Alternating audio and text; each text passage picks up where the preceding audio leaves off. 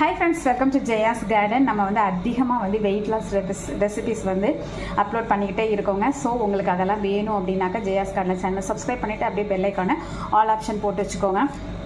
நிறைய நேரம் weight loss பண்ணுறவங்க ஓட்ஸை சும்மா கஞ்சி மாதிரி வச்சு குடிச்சிட்ருப்பாங்க.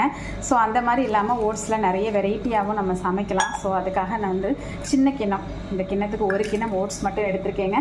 இது கொஞ்சம் நேரம் ஊறட்டும். நம்ம தண்ணி ஊற்றுற வேலை இருக்குது. இப்போ தான் சர்ச்சுக்கு போயிட்டு வந்தேன். ஸோ போய் தண்ணி ஊற்றிட்டு வந்துடுறேன்.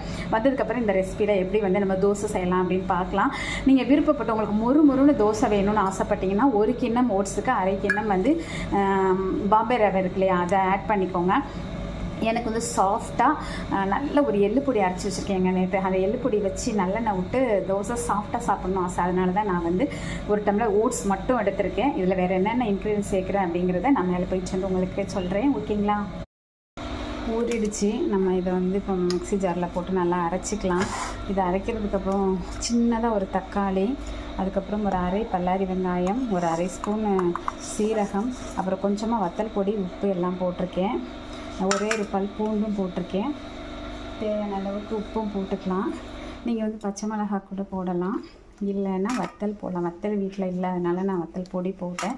பச்சை மிளகாய் போட்டாலும் நல்லா ஃப்ளேவராக இருக்கும். எனக்கு கொஞ்சம் கலராக இருந்தால் நல்லாயிருக்கும்னு தோணுச்சு, அதனால நான் வத்தல் பொடி போட்டிருக்கேன். இப்போ நான் அரைச்சிட்டு வந்துடுறேன். நல்லா தோசை மாவு பதத்துக்கு அரைச்சிட்டு வந்தாச்சு. நல்ல புளிப்பாக உரப்பாக நல்லாயிருக்கும். கல்லுமே நல்லா ஆறிடுச்சு. இப்போ நான் கல் தோசை மாதிரி சுட போகிறேன். உங்களுக்கு எப்படி வேணுமோ சுட்டு எடுத்துக்கோங்க.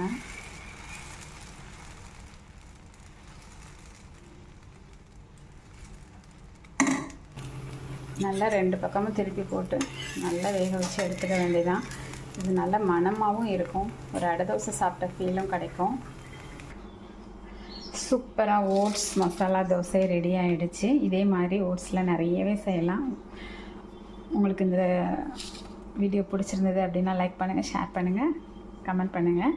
நான் இப்போ எள்ளு பொடி வச்சு சாப்பிட போகிறேன். வாங்க சாப்பிடலாம்.